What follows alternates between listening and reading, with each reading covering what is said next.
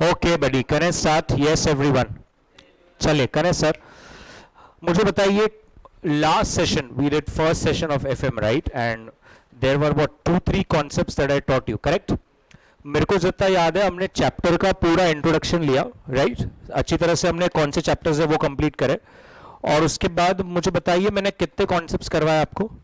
एक हमने ये केक वाला कर कर एक ईपीएस समझा था, राइट? ईपीएस का फॉर्मूला क्या है everybody? PAT divide by number of shares. किट what is the total PAT, मतलब total profits, and then divide by number of shares, you get the profit per share. तो आप उसको अर्निंग पर शेयर बोलते हैं। मुझे बताइए क्या इंपॉर्टेंट है, पैट इंपॉर्टेंट है कि ईपीएस इंपॉर्टेंट है? ईपीएस इंपॉर्टेंट है। केक कितना बड़ा है वो इंपॉर्टेंट नहीं है, मेरे हिस्से में कितना आएगा वो इंपॉर्टेंट है। और ईपीएस और MPS, do you remember this? EPS and MPS के बीच में क्या डिफरेंस है? PE ratio. अरे यस और no? PE ratio, PE ratio ही तो डिसाइड करता है कि कितना मार्केट प्राइस रहेगा। पीई रेशियो को हिंदी में हम क्या बोलेंगे? कितना गुना, what multiple of earnings, right? कितना अर्निंग्स का गुना वो शेयर ट्रेड कर रहा है। बताइए, lower the P ratio better it is कि higher the P ratio better it is? Lower the P ratio. But हमने जब कंटिन्यू करा, मुझे बताइए, मैंने कहा कुछ ऐसी कंपनीज है जिनका पी रेशियो तो इतना हाई है, फिर भी लोग वो शेयर ले रहे हैं। क्यों? क्योंकि उनको फ्यूचर में ग्रोथ बहुत दिख रहा है, तो वो आज महंगा भी देने को तैयार है। Is that correct? मैंने ये स्टेटमेंट कल उस वक्त लिखाया क्या? मुझे लगता है मैं थोड़ा ज्यादा ले लिया तो हम चले गए थे। क्या आपने वो स्टेटमेंट लिखा क्या कि lower the P ratio better it is? ये सब लिखा था क्या हमने? एक बार चेक कीजिए आपकी बुक में। नहीं लिखा था? अच्छा, पी रेशियो का फॉर्मूला लिखा था एमपीएस अपॉन ईपीएस, ये लिखा था आपने। चलिए उसके नीचे लिख लेंगे, therefore lower the P ratio better it is. The rule is lower the P ratio better it is. lower the PE ratio, better it is. Bracket में with a different pen. Subject to growth rate is constant. Subject to growth rate is constant. Subject to growth rate is constant. Growth rate constant होना चाहिए. तो then I can, take a call depending on what the company I should invest in, correct? But again, if I take an example, everybody on the screen, so like Hindustan Unilever, पता है सबको किधर का company है? US का। Company का नाम क्या है? यूनिलिवर। उन्होंने इंडिया में कंपनी खोला है जिसका नाम क्या है? हिंदुस्तान यूनिलिवर, ठीक है? और एक कंपनी है नेस्ले, राइट? और एक कंपनी है Britannia.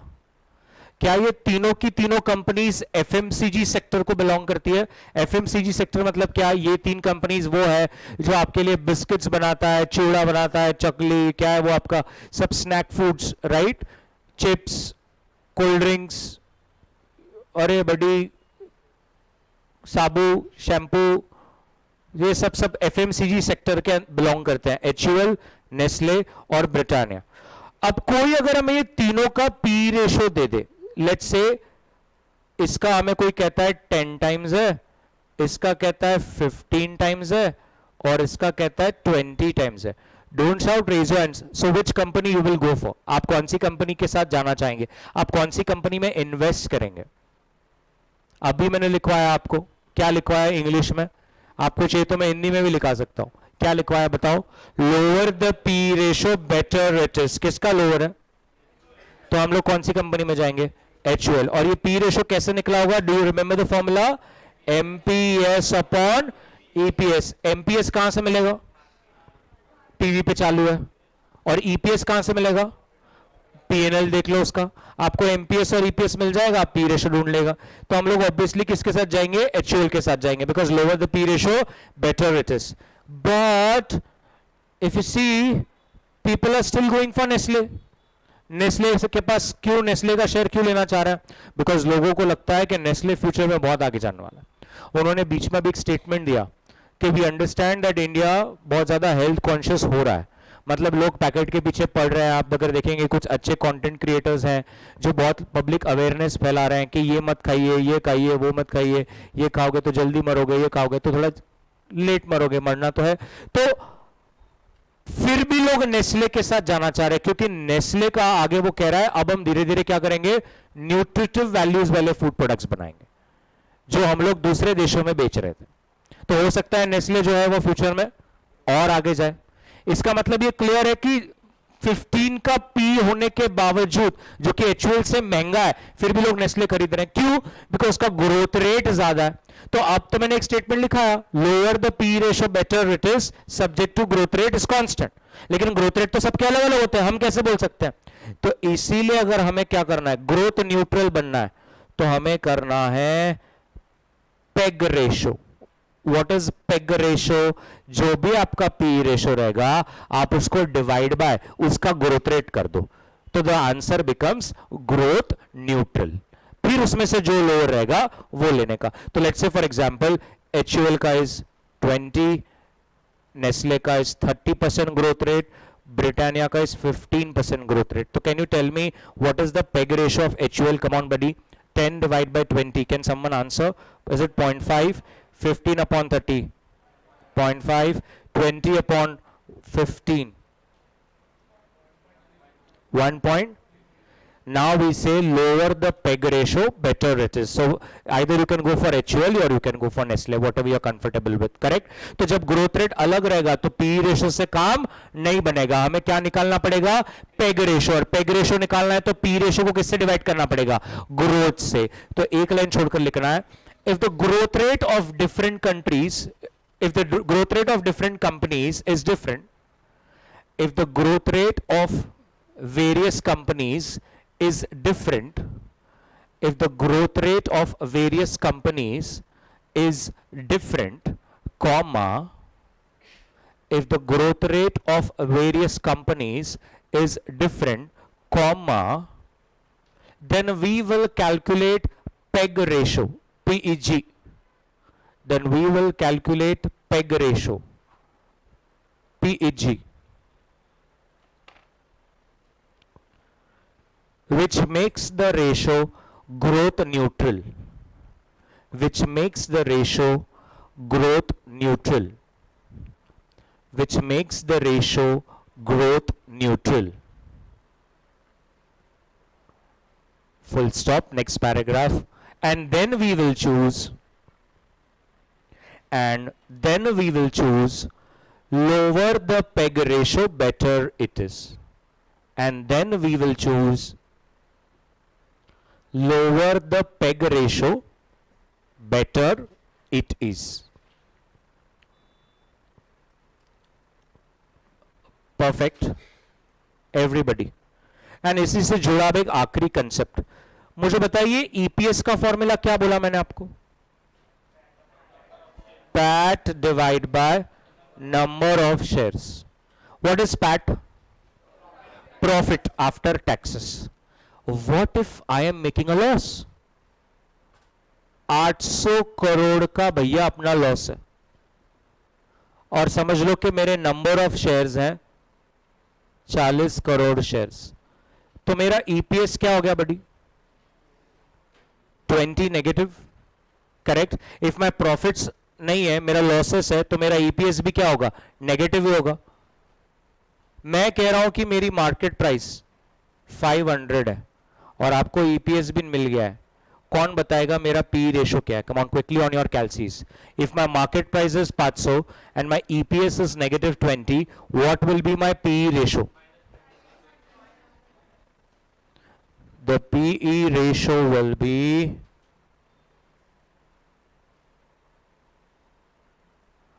okay. Moral of the story, when the EPS is negative, you cannot calculate PE ratio.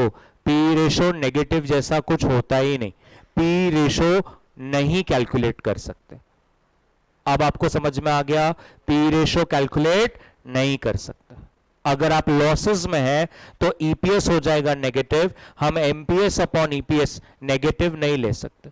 Negative EPS, negative P ratio is a meaningless thing, ऐसा कुछ है, रहता ही नहीं है negative P ratio. Is this correct? तो जो company losses में चल रही है उनका पी रेशो के सामने डैश रहता है। आप कोई भी ऐप देखेंगे तो वहां पे डैश रहेगा, मतलब यहां पर हम पी रेशो कैलकुलेट ही नहीं कर सकते। क्या ये क्लियर है? सो एक एग्जांपल अब और एक लिख लिए। If there is a company which has a PAT of negative 800 crores. If there is a company which has a PAT of negative 800 crores, negative 800 crores, and the number of shares are 40 crores, and the number of shares are 40 crores, comma, then EPS is equals to, come on, write the formula, put the values, get your answer. Then EPS is equals to, then EPS is equals to, board पर भी लिखा हुआ है सारा, PAT divide by number of shares, that is negative 800 crore divide by 40, that comes to negative 20 rupees. एक line छोड़कर, we know that P ratio is equals to, we know that P ratio is equals to MPS upon EPS. We know that P ratio is equals to MPS upon EPS. Is that correct? But if EPS is negative,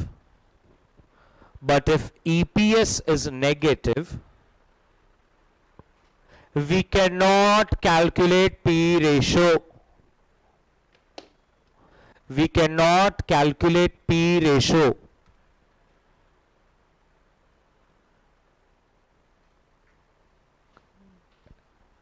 slow करो इसको। Clear है? पक्का? क्या यहां तक सबको एकदम clear समझ में आ गया? तो आज के बाद याद रखना है, पी रेशो नहीं कैलकुलेट कर सकते। अरे अरे अरे, लाइट बंद ही रखना है, पंखा स्लो करो। पी रेशो को हम नेगेटिव रहता है तो नहीं सॉल्व कर सकते। Is that correct? एवरीबडी याद रखना है, क्या बोला मैंने आपको? ईपीएस नेगेटिव रहा तो पी रेशो सॉल्व नहीं होता। ये सॉर्टेड है। अब फिर से एक बार मुझे बताइए, मार्केट प्राइस, एमपीएस का मतलब क्या होता है? मार्केट प्राइस पर शेयर, करेक्ट? मार्केट प्राइस पर शेयर, सॉर्टेड। हिंदी में इसको क्या बोलेंगे? एक शेयर का भाव। एक शेयर का भाव, मार्केट प्राइस का मतलब क्या होता है? एक शेयर का भाव। लेकिन किसी ने बोला मार्केट कैप, रादर इसको हम लोग पूरी तरह से क्या बोलते हैं? Market capitalisation. लेकिन कोई वैसा पूरा नहीं बोलता, लोग क्या बोलते हैं? Market cap. अगर सम्स में कभी आने वाले समय में मार्केट कैप बोला, कैप मतलब पूरी कंपनी की वैल्यू कितनी है। मार्केट प्राइस का मतलब क्या? एक शेयर का क्या भाव है। मार्केट कैप का मतलब क्या? पूरी कंपनी की कितनी वैल्यू है। पूरी कंपनी की कितनी वैल्यू कैसे निकालो? एमपीएस मतलब एक शेयर की value into number of shares, तो आपको पूरी कंपनी की वैल्यू निकल जाएगी। क्या ये बात सबको समझ में आ गया? एवरीबडी यस और नो?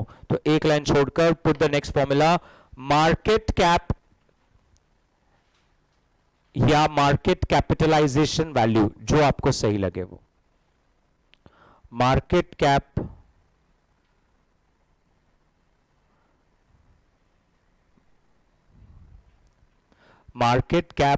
या market capitalisation value, whatever you are comfortable with, underline and the formula is क्या फॉर्मूला है? Yes, MPS into number of outstanding shares. Into number of outstanding shares.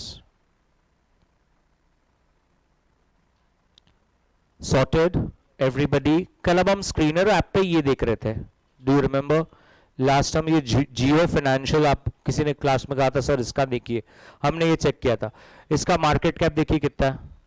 1,87,422 crore, और एक शेयर का भाव क्या चल रहा है अभी?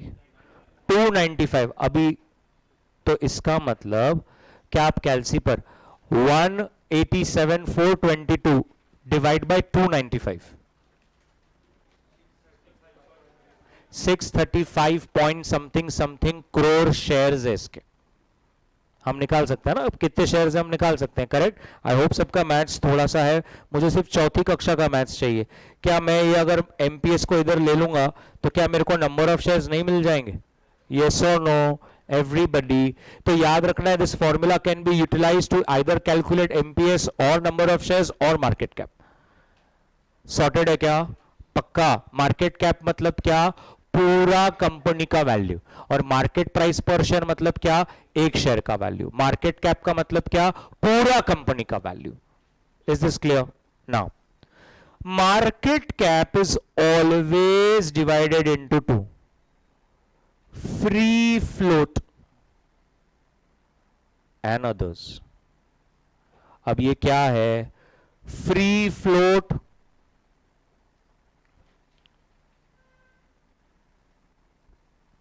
Promoters holding. So let's say for example एक कंपनी है जिसका मार्केट कैप है 10,000 करोड़। इसका मतलब कहना है इसे एक शेयर का कोई भी भाव होगा कि जितने भी शेयर होंगे पूरी कंपनी की वैल्यू कितनी है? 10,000। अब ये जिसकी भी कंपनी है ना, 60% शेयर जिसने कंपनी शुरू करी है प्रमोटर, उसके ही पास है। 60% शेयर उसके पास है। तो हम बोलेंगे the free float market cap is 10,000 into 40%, 4,000 crore. क्या ये बात समझ में आया? जो प्रमोटर के पास नहीं रहता और किसके पास रहता है? पब्लिक के पास है, उसको फ्री फ्लोट कहते हैं। अब उसका नाम ऐसा क्यों दिया है फ्री फ्लोट? क्योंकि जो प्रमोटर है वो अपने शेयर्स डेली नहीं बेचता। यस और नो? रिलायंस इंडस्ट्री का market cap you want to see कितना है? रिलायंस इंडस्ट्री का market cap, let us put in the search box.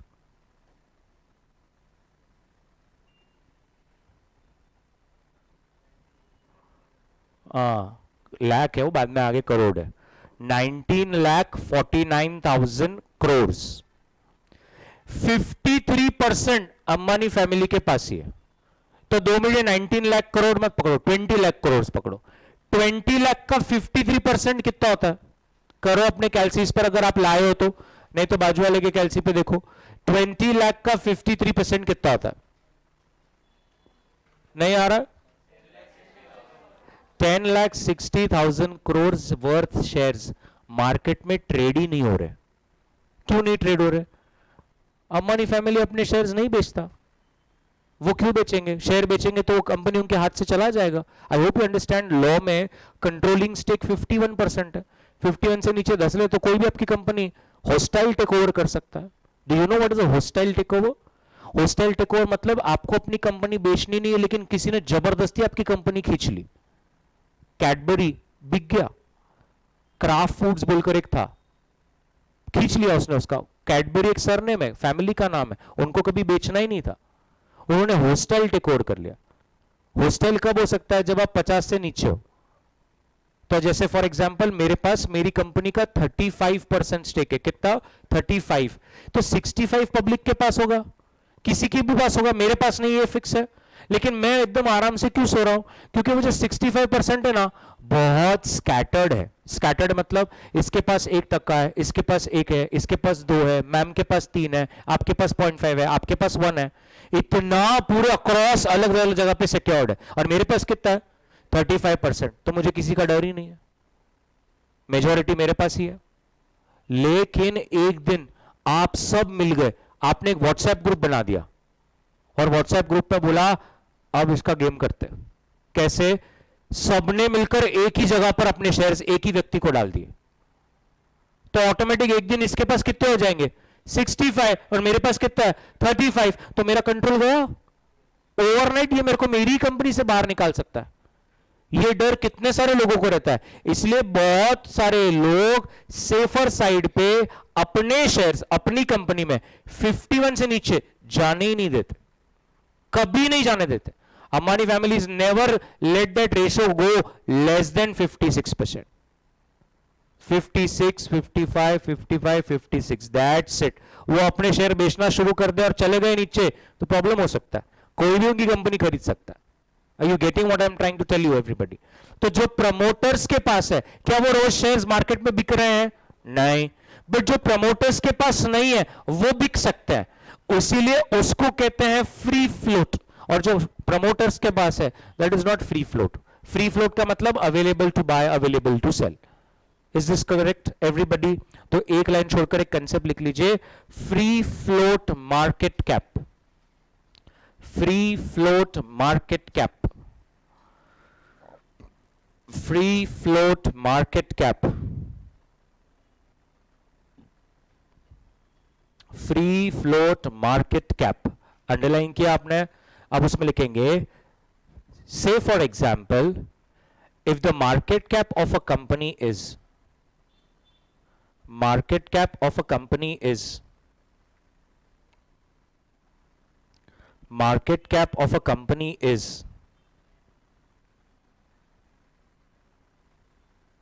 market cap of a company is 10,000 crores, out of which promoters hold 60%. Out of which promoters hold 60%. Full stop. Next line. In such case, free float market cap will be, free float market cap will be, free float market cap will be 10,000 crores का 40%. Correct? Yes और no बडी? Promoters के पास कितना है? 60%. सो बाकी लोगों के पास कितना है? 40%. So free float market cap will be 10,000 crores का 40%, that is 4,000 crores. Everybody sure about this? बोलो ना बडी. ओके. अब उधर देख सकते हैं आप, एक ऐसे शेयर होल्डिंग पैरामीटर्स भी हैं. ये देखिए,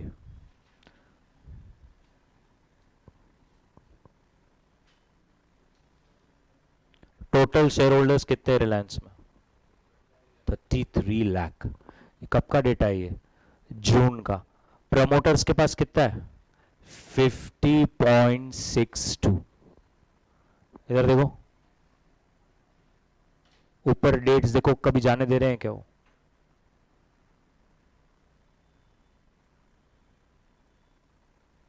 Can you see this? Everybody. Who is an FII? FII. What is FII? Hi-Fi? Foreign institutional investors. Outside entities. US में बैठे private equity players.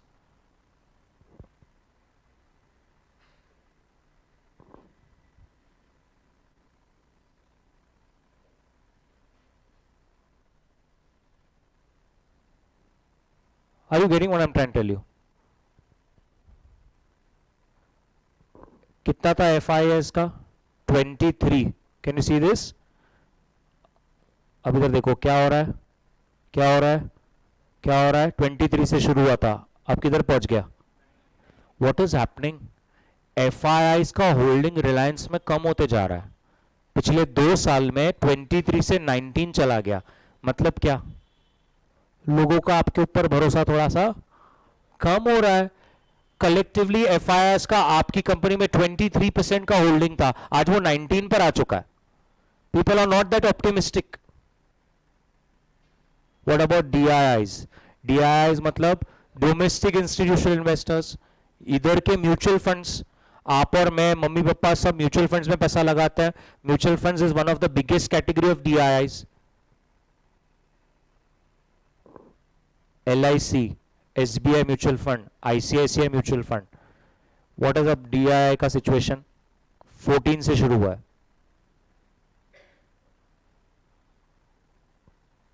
19 पे चला गया. मतलब domestic institutional investors are very much optimistic about Reliance. Over the last 2 years, they have increased their holding from 14 to 19. Government 0.17 constant. आप और मैं public 10.64 11.29. इसका मतलब अगेन ऐसा हो सकता है कि बहुत सारे लोगों ने रिलायंस के शेयर्स लेकर रखे हैं. इससे भी दिख रहा है कितने शेयर्स हैं, शेयर होल्डर्स कितने हैं, 33 लाख. कब की बात है, 22 जून. 47 लाख, 33 लाख लोग रिलायंस का शेयर होल्ड कर रहे थे, आज 47 कर रहे हैं. 2 साल में 50% अलग ज्यादा लोग हैं जो रिलायंस में होल्ड कर रहे हैं. Are you getting what I'm trying to tell you? Everybody. तो कल जाकर अगर कोई बोलेगा कि फ्री फ्लोट मार्केट कैप क्या है, तो आप क्या करोगे? प्रमोटर्स की कैटेगरी में आज क्या चल रहा है, 50.1. और अपन ने ऊपर मार्केट कैप देखा था, कितना था, 20 lakh crore.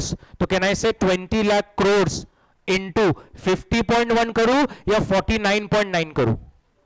49.9, because 50.1 is not available for sale. It is with promoters only.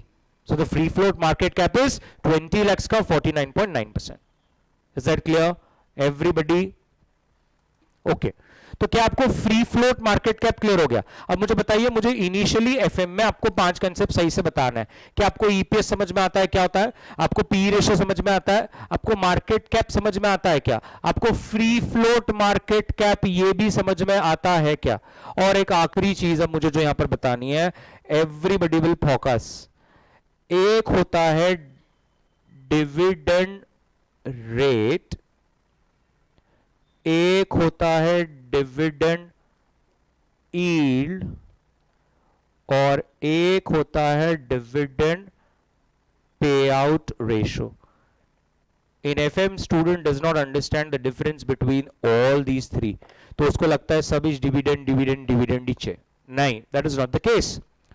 Dividend rate, dividend yield, dividend pay out पहले लर्न करने के पर्सपेक्टिव से सबके न्यूमरेटर में डिविडेंड पर शेयर ही है.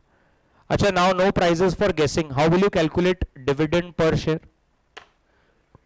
Absolute perfect, total dividend divide by number of shares. जैसे EPS कैसे कैलकुलेट किया, total profit divide by number of shares, वैसे डिविडेंड कैसे कैलकुलेट होगा, total dividend divide by number of shares. लेकिन जब रेट की बात होगी तो फेस वैल्यू पर शेयर लेना है. जब यील्ड की बात होगी तो मार्केट प्राइस लेना है, और जब पे आउट की बात होगी तो ईपीएस लेना है. ये आपको समझ में आया लर्न करने के पर्सपेक्टिव से, फिर कंसेप्ट के पर्सपेक्टिव से भी बताने वाला हूं. बट पहले समझा क्या, dividend rate, dividend yield, dividend pay out ratio. DPS DPS DPS. Rate बोला तो फेस वैल्यू, यील्ड बोला तो मार्केट प्राइस, पे आउट बोला तो ईपीएस. क्या ये बात समझ में आ रहा है? अब उधर देखिए कंसेप्ट. पे आउट का एंटोनिम, अपोजिट, रिटेंशन है. कौन बताएगा ये दोनों का मतलब क्या है? पे आउट का मतलब दे देना, रिटेन का मतलब अपने पास रखना. तो जब भी कंपनी कमाती है, क्या कमाती है, प्रॉफिट्स, उसको यह समझना है कितना बांटू, कितना अपने पास रखूं. करेक्ट है?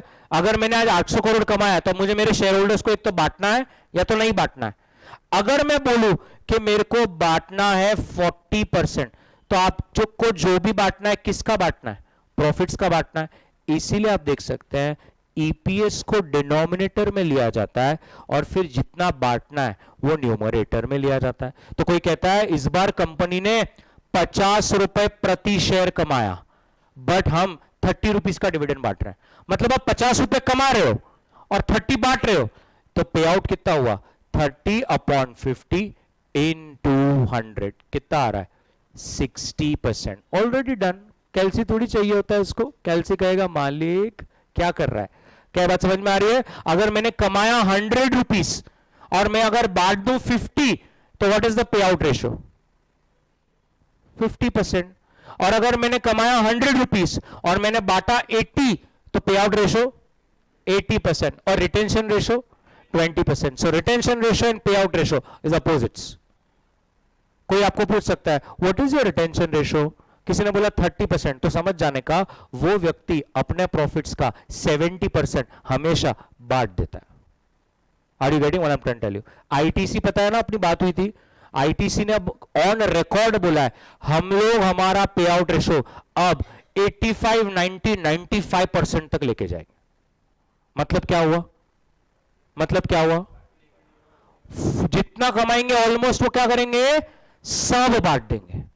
ऐसा कौन करता है? कभी आपके पिताजी ने आपको ऐसा बोला आज के बाद में, जो भी मम्मी पापा जो भी कमाते हैं, नहीं तो फिर बाबा डर लगता, जो भी आपके घर में अर्निंग मेंबर है, कभी ऐसा उन्होंने आके बोला आज के बाद अपन जितना भी कमाएंगे उसका 95% उड़ा देंगे? ऐसा अगर बोला, 2 मिनट सोचिए ना, तो आपको क्या लग रहा है? पापा ऐसा बोल रहे हैं, मम्मी ऐसा बोल रही है, इसका मतलब इसके पीछे क्या लॉजिक हो सकता है? जितना भी अपन कमाएंगे 95% उड़ा देंगे, सिर्फ 5% रिटेन करेंगे, मतलब बचाएंगे. ऐसा क्यों? इसका मतलब उनको लगता है उनके सारे गोल्स अचीव हो चुके हैं, फ्यूचर सेट हो गया है, आज जो कमा रहे हैं बिंदास बांट सकता है. बट आज भी हम कमा रहे हैं और हम बचा रहे हैं. जो भी हम माता पिता कमा रहे हैं, हम एकदम सोच सोच के बचा रहे हैं, सोच सोच के खर्च कर रहे हैं, मतलब हम ज्यादा रिटेन कर रहे हैं और उड़ा कम रहे हैं. क्यों? अभी हम स्टेबल ही नहीं हुए जीवन में, तो हमें बचाना पड़ रहा है. तो कोई कंपनी आकर ऐसा बोलती है हमारा पे आउट रेशो अब से 90% रहेगा, इसका मतलब वो क्या इंडिकेशन दे रही है? They are very much stable, उनको इतना पैसा बचाने का जरूरत है ही नहीं, वो और ज्यादा एक्सपेंशन कर ही नहीं सकते. एयरटेल बोलता है हमारा पे आउट रेशो 0 है, आने वाले 4 साल में हो सकता है हम 10% पर आए. इसका मतलब क्या हुआ? वो जितना भी कमा रहे हैं वो सब रिटेन कर रहे हैं, वो जितना भी कमा रहे हैं अकाउंट्स की भाषा में, वो सब कहां लेके जा रहे हैं? Reserves and surplus. वो कुछ बांटना ही नहीं चाहते. क्यों नहीं बांटना चाहते? कंपटीशन यूज है, उनको डर लग रहा है कल जाके जियो फिर से ला लेगा कुछ झाड़ू फटका फ्री सिम कार्ड के साथ, तो फिर अपन क्या करेंगे, फिर तब पैसे लगेंगे कि नहीं, तो वो आज बांटना ही नहीं चाहते. Are you getting what I'm trying to tell you? So what happens, this dividend payout ratio is very important. You know why? So there are people that come to me and consult, sir हम कौन सा company में invest करें? तो जो व्यक्ति आपके सामने आता है पहले उसको देखिए. क्यों? वो बता रहा हूं सर कि वो सीनियर सिटीजन है क्या. अगर वो सीनियर सिटीजन है तो हमें, आपको नहीं लगता ऐसी कंपनी चाहिए जिसका क्या हो, ज्यादा डिविडेंड बटे, तो उसके लिए पैसिव इनकम जनरेट हो. अरे यस और नो? और अगर कोई ऐसा व्यक्ति है जो यंगस्टर है, मालूम है अभी तो वो खुद कमाएगा खुद करेगा, तो क्या उसे डिविडेंड के ऊपर आधार रहने की जरूरत है? नहीं. तो then people accordingly choose the stocks. Is this correct everybody? पक्का? तो ये क्या सबको समझ में आ गया? डिविडेंड पे आउट रेशो का मतलब क्या है? जितना कमाया उसका कितना परसेंट आप उड़ाओगे. इसलिए पे आउट का शब्द जब आता है, पे आउट तो अर्निंग्स आता है. क्या ये बात क्लियर है? और पे आउट और retention ratio are exactly opposite of each other. What about dividend yield? Yield का दूसरा नाम मालूम है क्या है? रिटर्न. यील्ड का दूसरा नाम है रिटर्न. अभी हम एक बात करेंगे प्रॉपर्टी की, उसके बाद ही इसको समझ में आएगा हमें. एक प्रॉपर्टी है 3 BHK, 1 करोड़ का. आपने खरीदा, अच्छे प्रोजेक्ट में आपने खरीदा. आपने क्यों खरीदा मालूम है? आपको उसको रेंट पे देना है. तो आपको लगता है मैंने ये प्रॉपर्टी खरीदी, अब मैं रेंट कमाऊंगा. सर आप लेंगे ये रेंट पे? ले लीजिए ना प्लीज. क्या मंथली रेंट देंगे? कितना? 1 करोड़ का घर है, थोड़ा औकात के हिसाब से बोलो. हाँ दादा, 5 रुपए कुछ भी बोलता क्या? कितना देंगे रेंट तू? 1 करोड़ का घर है, एकदम 1 नंबर जालना रोड पे. 50,000 देने को तैयार है तू? प्रॉमिस? इधर देखिए, वो 50,000 रुपए महीना देने को तैयार है. लूट लेगा तुझे कोई. मतलब वो रेंट कितना दे रहा है? 6 लाख. अभी आपका घर कितने का है? 1 करोड़. आपको रेंटल इनकम कितना आ रहा है? 6 लाख. तो मालूम है लोग क्या बोलते हैं? Rental yield is 6%. कैसे निकाला है 6%? इन्वेस्टमेंट है 1 करोड़, इनकम आ रहा है 6 लाख, मतलब कमा रहे हो 6%। इसको बोलते हैं रेंटल यील्ड। क्या ये बात सबको समझ में आया? क्या रेंटल यील्ड का मतलब क्या होता है? कितना टका कमा लिया। अभी अपने इंडिया में ये फिक्स है, रेसिडेंशियल रहा तो 2 to 3%, और कमर्शियल जगह है तो 5 to 7%। इतना ही यील्ड आता है अपने को। तो ऐसा इमेजिन कीजिए, अगर आपके मम्मी पापा के पास एक प्रॉपर्टी है, आपने अगर वो रेंट पे दी है तो अपने को रेंट सही आ रहा है क्या या नहीं आ रहा है, ये अपन खुद ढूंढ सकते हैं। कैसे? समझो आपके पास एक प्रॉपर्टी पड़ी है, अगर आपने रेंट पे दिए तो आप कर सकोगे मन में, नहीं दिए तो आप ऐसे ही सोच लो कि अपने घर कितने का होगा। आपका घर समझ लो कितने का है, 2 करोड़ का घर। अब वो घर है तो वो कौन सी कैटेगरी में आता है? रेसिडेंशियल। 3% मैक्स। कैलसी कर लीजिए, 2 करोड़ का 3% कितना होता है? 6 लाख। तो आपको 6 लाख अगर रेंट आ रहा है उसका साल का, तो it's good. 6 lakh divide by 12 months, 50,000 अगर आपको उसका रेंट आ रहा है, इट्स वेरी नाइस। अगर उससे कम आ रहा है तो इसका मतलब समझ जाने का कि अपन डील खराब हो गया। अगर आपका 2 BHK है, 60 लैक्स का है, 60 लैक्स का 3%, 1.8 लैक्स डिवाइड बाय 12, 15,000, 15,000 रेंट बहुत हो गया। अगर सामने वाला आपको 20,000 दे रहा है, अरे आपने लूट लिया उसको, you should be happy. Are you getting this? Rental yields, ये रेंटल यील्ड्स है, ये प्रॉपर्टी में रेंटल यील्ड है। फॉर्मूला क्या है एक बार देख लीजिए, क्या है फॉर्मूला, फिर मुझे शेयर पे लाना है उसको। रेंटल यील्ड का फॉर्मूला क्या है? आपका न्यूमरेटर में आपने क्या लिया? रेंटल इनकम, और डिनोमिनेटर में प्रॉपर्टी की मार्केट वैल्यू। तो अगर मैं यहां पर डिविडेंड यील्ड शब्द यूज कर दूं, अब इधर देखिए, लर्न करने के लिए कितना आसान होता है। डिनोमिनेटर में आपने क्या लिया था ऊपर? प्रॉपर्टी की मार्केट वैल्यू। मैं यहां पे क्या खरीदने वाला हूं? तो मैं क्या लूंगा? शेयर की मार्केट वैल्यू, क्योंकि मेरे को तो वही प्राइस पे लेना है। और जब हम प्रॉपर्टी में इन्वेस्ट करते हैं तो न्यूमरेटर में अपने को, अपन ने क्या लिया? रेंट इनकम आता है। अपन जब शेयर में इन्वेस्ट करते तो रेंट इनकम आता है क्या? क्या आता है? डिविडेंड आता है। इसीलिए डिविडेंड यील्ड का फॉर्मूला बन गया डीपीएस अपॉन एमपीएस। इसलिए आप देख सकते हैं यहां पर फॉर्मूला क्या बना? DPS upon MPS. Is this correct? इसका मतलब क्या? कितने का शेयर है और आपको कितना मिल रहा है, इतना ही मिलने वाला है साल का। Are you getting what I am trying to tell you? So now what I want you to do is, just so that you don't get confused and don't give any stupid answer to anyone, screen पे देखिए please. ये Reliance industry है,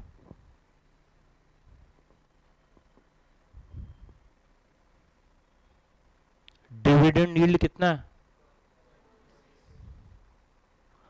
0.36% साल का। आपके मन में क्या आएगा? भंगार कंपनी है, 0.36, 1% भी नहीं दे सक रहा ये जीवन में अपने। इससे अच्छा तो पप्पा अच्छा बोल रहे थे एफडी बना लो, 60% तो आता है। बट बडी, एफडी में सिर्फ क्या आता है? इंटरेस्ट। शेयर में क्या आता है? डिविडेंड। और साथ ही साथ शेयर का प्राइस भी तो भागता है। आप जब एफडी बनाते हो 1 लाख की, जब मैच्योर होता है तो आपको क्या मिलता है? 1 लाख प्लस ब्याज।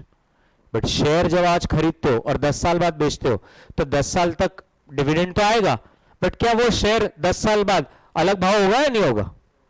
तो हम ऐसे डिविडेंड यील्ड के नंबर को एफडी के रेट से डायरेक्ट कंपेयर नहीं कर सकते, बिकॉज एफडी हमेशा सिर्फ क्या देता है? इंटरेस्ट। शेयर हमें क्या देता है? Dividend plus capital appreciation. इसमें कैपिटल अप्रिसिएशन कैप्चर्ड नहीं है। Are you getting what I am trying to tell you? लेकिन ये आपको तुरंत बता रहा है कि मैं डिविडेंड के पर्सपेक्टिव से तो तेरे को सिर्फ और सिर्फ 0.36 ही दूंगा। Now it is your call whether you want to invest in this share और no. If you C,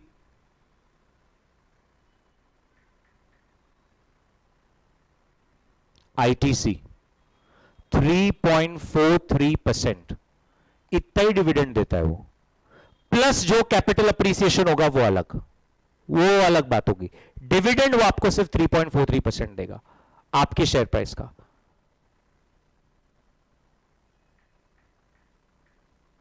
coal India 6.57%, तो सिर्फ डिविडेंड फेंकता है वो। डिविडेंड पे 6.5% कमाओगे, और शेयर प्राइस जो भागेगा वो अलग। देखना है कितना भागा है, ये देख लीजिए 10 साल में किधर भागा है वो। कोरोना 150 500 3 टाइम्स हो गया, मतलब 300%। और वो डिविडेंड जो हर साल 6.5 दे रहा है वो तो अलग।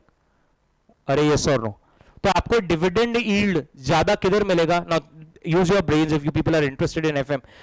ऐसे शेयर ढूंढने जिसमें डिविडेंड की कमाई ज्यादा हो, डिविडेंड यील्ड ज्यादा हो, वो कहां मिलेगा? Can you think? ऐसा कहां होगा जहां पर कंपनीज बहुत ज्यादा डिविडेंड बांट रही है? डिविडेंड यील्ड का मतलब क्या है? बहुत ज्यादा डिविडेंड बांट रही है। वो कहां मिलेगा आपको? कौन सी कंपनीज में मिलेगा? That's a correct answer. Government companies is a correct answer. Government companies में ओनर कौन होता है? Now think, गवर्नमेंट को हर बार बजट बनाना है। Budget is revenue and expenditure. Government का बजट हमेशा डेफिसिट में ही होता है, मतलब खर्चा ज्यादा है, इनकम कम है। गवर्नमेंट इनकम का भूखा है, उनको इनकम इनकम इनकम ही चाहिए, तो वो किसके ऊपर प्रेशर डालेगा? गवर्नमेंट कंपनीज के ऊपर, कि तुम ज्यादा डिविडेंड बांटो, तुम ज्यादा डिविडेंड बांटो। और वो डिविडेंड अप्रूव कौन करता है? गवर्नमेंट, क्योंकि गवर्नमेंट ही मालिक है। मैं, मेरे कंपनी में कौन मालिक है? मैं। तो कंपनी क्या करेगी? जो मैं बोलूंगा वही करेगी। तो गवर्नमेंट कंपनीज में याद रखना ज्यादा डिविडेंड मिलता है। Is this clear everybody? ये सारे first second third fourth chapters में बहुत काम में आएगा, तब मैं बार बार भाषण करेगा नहीं। क्या ये क्लियर हो गया? तो डिविडेंड यील्ड का मतलब क्या? हम जितना कमा रहे हैं उस पर हमें कितना रिटर्न मिल रहा है। और dividend rate, the last one, dividend rate क्या है? बस फेस वैल्यू का कितना टाइम्स। तो रिलायंस है ना, एक शेयर कितने का? रिलायंस का 1500 रुपए का। चिंदी कितना डिविडेंड बांटता है? 10 रुपए। तो कितना कम है, लेकिन अभी पेपर में, न्यूज में थोड़ा सा ऐसा अलग बताने का, तो वो क्या बोलता है? हमारा डिविडेंड रेट है 500%। क्यों? क्योंकि डिविडेंड 10 और फेस वैल्यू 2 रुपए। फेस वैल्यू से क्या लेना देना? लेकिन जो अनपढ़ है, जो लोगों को कुछ पता नहीं, वो क्या बोलते? रिलायंस ने 500% डिविडेंड बांटा। अरे वो रेट है, यील्ड या पे आउट नहीं है। Can I hope understand? पे आउट तो 100 से ऊपर हो ही नहीं सकता बड़ी। पे out is something that you have earned. If you have earned 100, you can spend 100। उससे ऊपर कैसे हो सकता है? यील्ड अगर बोले कोई कि इसका यील्ड 500% है, तो भैया कुछ अलग बात हो गई, कि मतलब ये जितना इन्वेस्ट करो ना, ये तो अक्षय कुमार की स्कीम से भी ऊपर है, 5 गुना रिटर्न बना के दे रहा है। बट हमेशा न्यूज़पेपर्स में क्या आता है? रेट। रेट क्या है? फेस वैल्यू के हिसाब से। उससे क्या समझता है? कुछ भी नहीं समझता। आप किसी की भी फेस वैल्यू लेकर देख लीजिए। इसकी क्या फेस वैल्यू है? कोल इंडिया की फेस वैल्यू क्या है? 10 रुपीज। तो कल जाके अगर उन्होंने 10 रुपए का डिविडेंड बांटा, एक शेयर कितने का है? 392 का एक शेयर है। हाँ, 392 का एक शेयर है, और वो डिविडेंड कितना बांट रहे? 10 रुपए। तो आपको न्यूज में क्या दिखेगा? 100% डिविडेंड रेट। अब 100% सुनने का आपने क्या लगता? 400 रुपए का शेयर है तो शायद 400 रुपए बांट दिया। हट, वो डिविडेंड रेट मतलब फेस वैल्यू की कंपैरिजन में बात कर रहा है। तो डिविडेंड रेट कहीं दिखा, डोंट गेट एक्साइटेड, वो फेस वैल्यू के प्रोपोर्शन में, कोई वैल्यू नहीं है उसकी। क्या यहां तक बात सबको समझ में आ गई? पक्का एवरीबडी? तो what I want you to do is please write down these 3 formulas. Come on, dividend rate, dividend yield, dividend pay out ratio. Dividend rate, dividend yield, dividend payout ratio.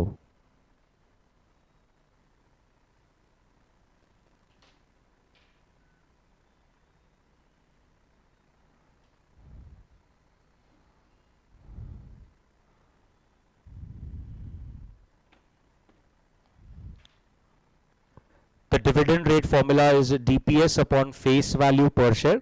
You should always write the full forms if you want. Don't write short forms. ये सोचना है 1 साल बाद याद रहेगा क्या? रहेगा तो शॉर्ट फॉर्म लिखिए। आपको लगता है नहीं, तो फिर पूरा अच्छी तरह से पूरा लिखिए। Dividend per share upon face value per share into 100 into 100। dividend return DPS upon MPS into 100. DPS upon MPS into 100. And the third, dividend payout ratio, DPS upon EPS.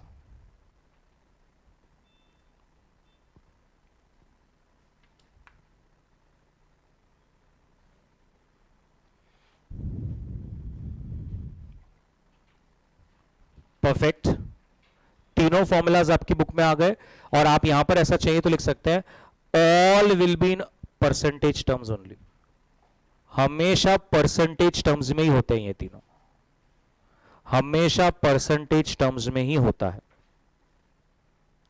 कभी इसको टाइम्स में नहीं बोलना चाहिए वरना गलत हो जाएगा. हमेशा in percentage terms. Dividend rate, dividend yield, dividend pay out. और उसके नीचे से अलग पेन से बता देना, pay out and retention ratio are opposites of each other. Pay out and retention ratio are opposites of each other. Bracket में एक एग्जांपल आप लिख सकते हैं, if pay out is 30%, retention is 70%.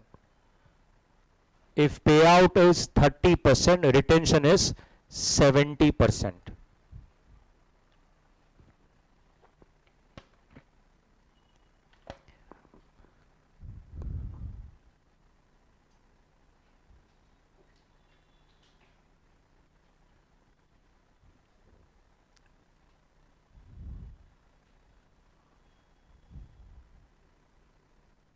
Sorted? Everybody. Everybody up. Now you are well equipped to start a sum. Now everybody carefully for the next 10 minutes check the magic. क्या magic है इधर देखिए. एक format है अपना, sales less variable cost. Sir दो cost होता है ना, एक फिक्स कॉस्ट और एक वेरिएबल कॉस्ट. यस, आपको सिर्फ और सिर्फ वेरिएबल कॉस्ट लेस करना है. I hope everybody remembers variable cost per unit constant रहता है. अरे ये सॉर्ट सेल में से जब वेरिएबल कॉस्ट लेस होगा तो जो आंसर आता है उसको कहते हैं कंट्रीब्यूशन. सेल्स में से वेरिएबल कॉस्ट लेस करोगे तो कॉन्ट्री आएगा. उसको कॉन्ट्री क्यों नहीं बोलते, सॉरी उसको प्रॉफिट क्यों नहीं बोलते? ये रिमोट है. भगवान, मैं रिमोट बेचता हूं, 500 रुपए का ये रिमोट है. इसने लिया, मेरे को 500 रुपए दिया. ये रिमोट है ना, मैंने 200 में लाया हुआ है मुंबई से और मैंने इसको 500 में बेच दिया. तो मेरे को कितना आया घर में? 300 रुपए कमाया. कमाया को इंग्लिश में प्रॉफिट बोलना चाहिए. प्रॉफिट को ही बोलते कमाया, कमाया को ही बोलते प्रॉफिट. बट हम प्रॉफिट नहीं बोलेंगे. बताइए 300 रुपए प्रॉफिट क्यों नहीं बोलूं? क्योंकि अभी मेरे को दुकान का भाड़ा, सैलरी, इलेक्ट्रिसिटी सब निकालना बाकी है. कंट्रीब्यूशन का मतलब है प्रोडक्ट बेच के कितना आया. क्या आप मानते हैं कंट्रीब्यूशन में से अभी हमको क्या निकालना है? Fix cost. आपने देखा है क्या? मुझे मालूम नहीं आपका ऐसा होता है कि नहीं. When we go to hotel, अभी तो मेरी मम्मी ने छोड़ दिया क्योंकि मैंने उनको बहुत बार समझा दिया, बट पहले वो मुझे ऐसे बोलते थे, बाप रे 500 रुपए का सब्जी घर पे बनाओ तो 100 रुपए में बनता है. ऐसा होता है. डायलॉग आया आपको कभी ऐसा? अगर आप कोई एक्सक्लूसिव होटल में गए हैं, कभी ऐसी कोई लग्जरी होटल में गए, अगर वहां पे देखेंगे अरे बाप रे 200 रुपए का रोटी, घर पे तो 5 रुपए भी नहीं लगते. मुझे बताइए बडी, वो 5 रुपए की रोटी 200 में बेच रहा है, जस्टिफाइड है कि नहीं? जस्टिफाइड है कि नहीं? क्योंकि क्या वो घर पे 195 रुपीज लेके गया? क्या 195 में से क्या उसको अभी वो एम्बियंस का, वो फील का, वो तेरे बाजू में जो वाटरफॉल हो रहा है उसका, वो जो उधर म्यूजिक बज रहा है उसका, वो भी खर्चे निकालने हैं? यस और नो? तो आपको ऐसा लग रहा है कि उसने 10 रुपए का पापड़ आपको 100 रुपए में बेच दिया, तो वो 90 रुपीज प्रॉफिट नहीं है, वो 90 रुपीज कॉन्ट्रीब्यूशन है जो अभी फिक्स कॉस्ट के सामने जाएगा. अगर फिक्स कॉस्ट लेस होता है तब जाकर हम उसको बोलते हैं मेरे को हुआ प्रॉफिट. एग्रीड और नो? मेरा एग्जांपल ले लेता हूं, एज अ फ्रेंड, एज एकदम as a brother, I always give keep मेरा, I am charging your fees. आप बोलेंगे क्या रखो कुछ तो 4 बुक तो देता हो सिर्फ अपने को, 4 बुक का क्या कॉस्ट हो जाता है इतना, 1000 रुपए की एक बुक पकड़ो तो 4000 रुपए हो गए, 4 बुक दे रहा तो, और अपने से ले रहा इतनी फीस। तो वो जो फीस माइनस 4 बुक जो आ रहा है वो मेरा प्रॉफिट है क्या, वो क्या है, कंट्रीब्यूशन है। अभी उसमें से मुझे फिक्स कॉस्ट भी निकालना है, यस और नो, एवरीबॉडी, पक्का, ये सबको समझा। तो आप बोलेंगे सर आप प्रॉफिट लिखिए ना, फिर प्रॉफिट नहीं, 2 मिनट हम उसको बोलेंगे EBIT। What is EBIT? earnings before interest. I is for interest and T is for tax. Earnings before interest and tax. Is this correct? उसमें से I will subtract interest, तो अब क्या हो जाएगा, EBT।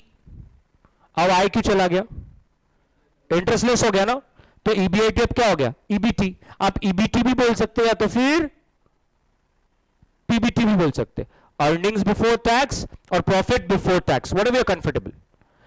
उसमें से आप क्या लेस करेंगे, tax, that will give you PAT. बोलो,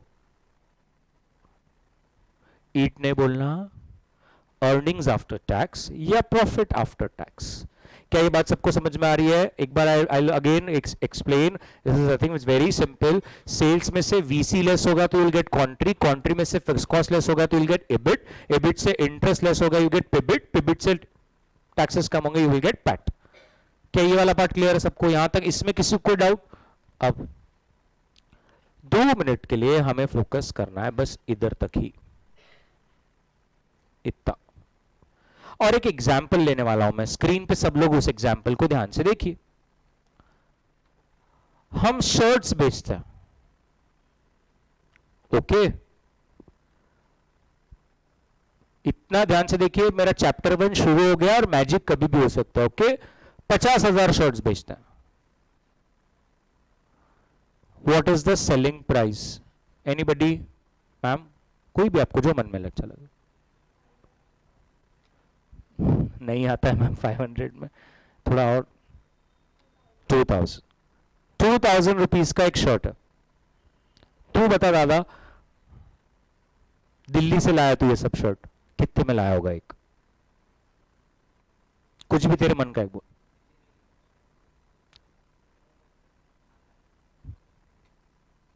₹1000 में तू ये शर्ट लाया, 2000 का बेच रहे, 1000 का शर्ट है 2000 में बेच रहे हैं। क्या ये करेक्ट है सबको?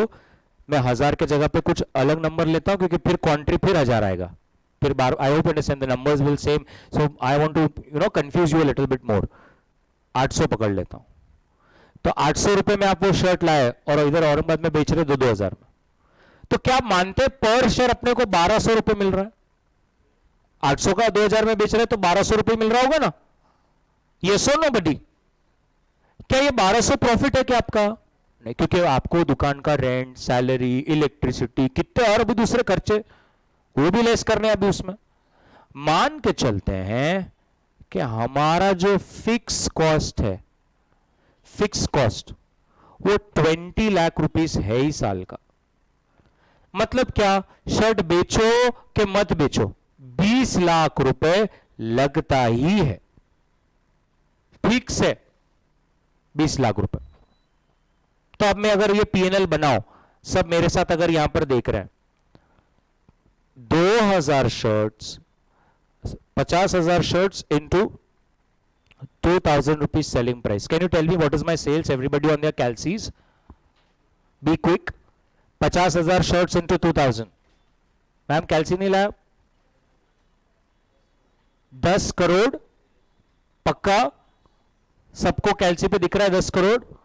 ओके, 10 करोड़। और वेरिएबल कॉस्ट क्या है? 800 रुपए इंटू 50,000 शर्ट्स, 4 करोड़। तो कंट्रीब्यूशन कितना आ गया? 6 करोड़। मैं 2 मिनट के लिए, अब सब करोड़ ही आ रहा है तो फिक्स कॉस्ट को ले लेता हूं 2 करोड़, ठीक है। तो अब मेरा फिक्स कॉस्ट कितना हो जाएगा 2 करोड़, तो मेरा ईबीआईटी कितना हो जाएगा 4 करोड़। इंटरेस्ट पकड़ लेता हूं 1 करोड़, तो 1 करोड़ इंटरेस्ट भर रहा हूं मैं, तो मेरे को आ रहा है 3 करोड़।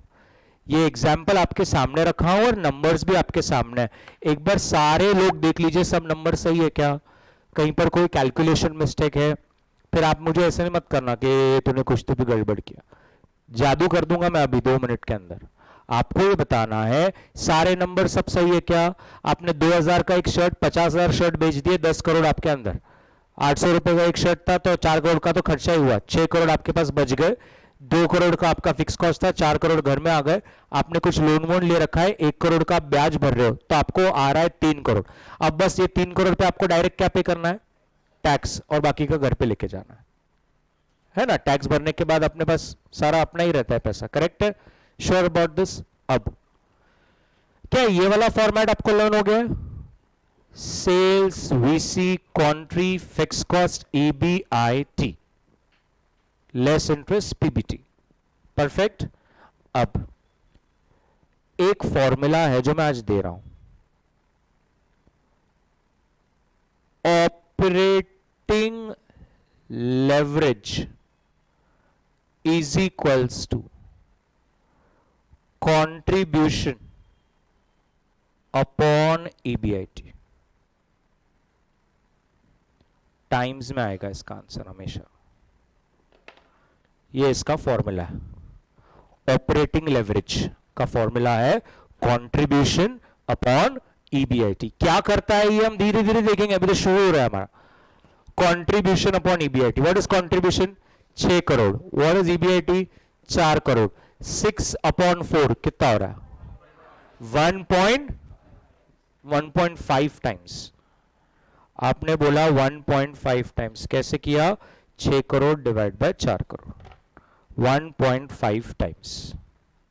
अब आप बोलेंगे क्या मतलब है इसका, माय फ्रेंड्स ये नंबर का ये बोलना है कि अब अगर आपका सेल 10% से बढ़ गया तो 10% इंटू 1.5 कितना होता है 15%। ऐसे क्या कर रहे रे, आपका मैथ्स बचपन से ऑप्शन में है क्या, 10 इंटू 1.5 कितना होता है 15%। मैंने घाबरू लगते है मला। अगर आपका सेल 20% से बढ़ गया है तो 20 इंटू 1.5 कितना होता है 30%। क्या हो रहा है तेरे को, 1.5 गुना नहीं हो रहा है क्या भाई तेरे से। अगर सेल 30% से बढ़ गया, अब अगर बोला तो मैं यहां से कूद जाऊंगा, तो कितने 30% इंटू 1.5, माय गॉड, अरे बाप रे, मेरे को डर लग रहा है ये फाउंडेशन का मैथ्स कैसा हुआ है। बट ये 1.5 गुना नहीं हो रहा है मल्टीप्लाई। 30% का 1.5 गुना कितना होता है 45, 40% का 1.5 गुना कितना होता है 60, 50 का 1.5 गुना कितना होता है 75। अभी का पूरा करके तू टेबल बना के तू 1.5 का, 1.5 1 जा, 1.5 2 जा, अरे बडी यस और no 1.5 times, correct. Now what I am trying to tell you, इधर देखिए, अगर आपका सेल 20% से बढ़ गया तो 20 इंटू 1.5 कितना होता है 30। आपका जो प्रॉफिट है ईबीआईटी है वो 30% से बढ़ जाएगा। ये आपको ऑलरेडी पता होगा। आप आपके नीचे जो लोग काम कर रहे होंगे आपको उनको ये सब बताने की जरूरत नहीं है। अब देखो और आपको थोड़ा सा बता रहा हूं कैसे वो जादू बताऊंगा मैं। सब लोग स्क्रीन पे देखिए ना, मैं अगर फिक्स कॉस्ट को यहां पर 3 करोड़ कर दूं तो मेरा ईबीआईटी कितना हो जाएगा 3 माइनस 1 2। स्क्रीन पे देखते जाए, मैं कुछ बहुत बड़ा जादू करने वाला हूं। ऑपरेटिंग लेवरेज क्या है, कंट्रीब्यूशन अपॉन ईबीआईटी। कंट्रीब्यूशन कितना है 6 और ईबीआईटी कितना है 3। 6/3 कितना होगा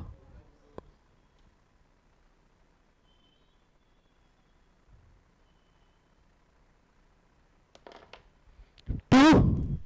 मॉरल ऑफ द स्टोरी क्या है, सुनिए, मॉरल ऑफ द स्टोरी क्या है, अगर आपका सेल्स 20% से बढ़ा, अगर आपका सेल्स 20% से बढ़ा, तो मैं आपको आज कह रहा हूं आपका ईबीआईटी 20%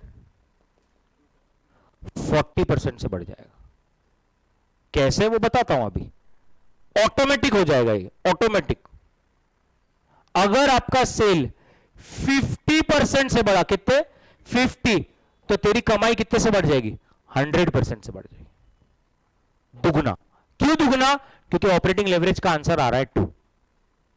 सर कुछ भी मतलब, मैं तो मेरे सेल्समैन को 40% से सेल बढ़ा ऐसा टारगेट दे दूंगा, तो क्या मेरा इनकम 40 इंटू 2 80% से बढ़ जाएगा? हाँ, बड़े बड़े लोग ये फॉर्मूला कैलकुलेट करके अपने डायरी में लिखे हुए हैं। अगर उनको अपना प्रॉफिट 40% से बढ़ाना है तो वो अपने एम्प्लॉय को क्या बोलते हैं 20%। तो ये सिर्फ 20% एक्स्ट्रा बेचने को नहीं होता है, वो भी मोटिवेट हो जाता है। हाँ वो तो होता है, 20 ही तो परसेंट बढ़ाना है, लेकिन उसकी कमाई कितने से बढ़ जाएगी 40% से। You want to try? बताओ सेल को कितने परसेंट से बढ़ाऊं, सेल को कितने परसेंट से बढ़ाऊं? आप जो बोलो, जितने परसेंट से भी बोलोगे आप, 20%। अगर सेल्स को 20% से अब मैंने बढ़ाया तो आपका जो ईबीआईटी है वो कितने परसेंट से बढ़ जाएगा 40%। अभी मेरा ईबीआईटी कितना है 3 करोड़, 3 करोड़ पे 40% कितना होता है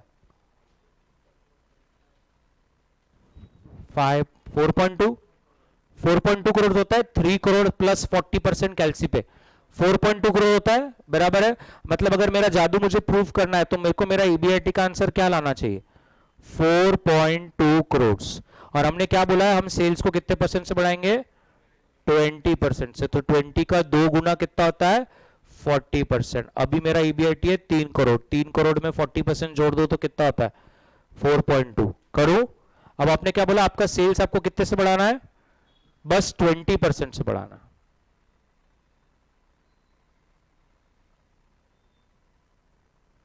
फिक्स कॉस्ट तो कहना है इससे कॉमन सेंस सेम ही रहता है, it does not change, right, irrespective of कितना भी बेचो, बेचो मत बेचो, ज्यादा बेचो कम बेचो।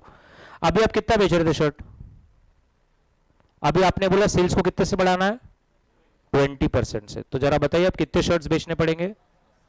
अब आपको 60,000 शर्ट्स बेचने पड़ेंगे। पहले 50,000 बेचते थे, आपने बोला 20% से अपने एम्प्लॉयज को टारगेट दो, क्या 50,000 नहीं, अब 60,000 शर्ट्स बेचने हैं सबको। Let us start. 60,000 shirts into 2,000 रुपए का एक शर्ट कितना होता है 12 करोड़। 60,000 शर्ट्स इंटू एक शर्ट 800 का 4.8 करोड़। 12 माइनस 4.8 7.2 करोड़। 7.2 माइनस 3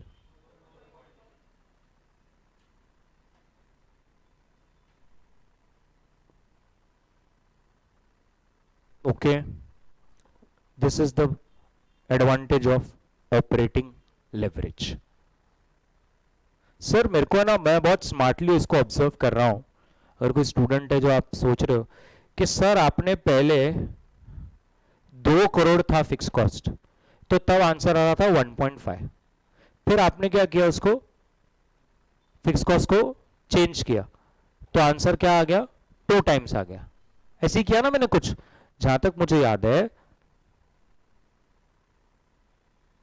यहां पर आपका पहले 5 करोड़ था कि नहीं, 5 कितना था 10 करोड़ था, यहां पर 10 करोड़ था, और फिर क्या था 4 था, फिर यहां पर क्या आंसर आया था 6, और यहां पर फिर वो 3 करोड़ मैंने लिया था तो ईबीआईटी आपका 3 था, तो 6/3 मैंने 2 टाइम्स किया। वो 2 टाइम्स क्यों हुआ, मैंने कुछ फिक्स कॉस्ट चेंज करी थी, है ना, यस और नो। अगर फिक्स कॉस्ट को ऐसा करो तो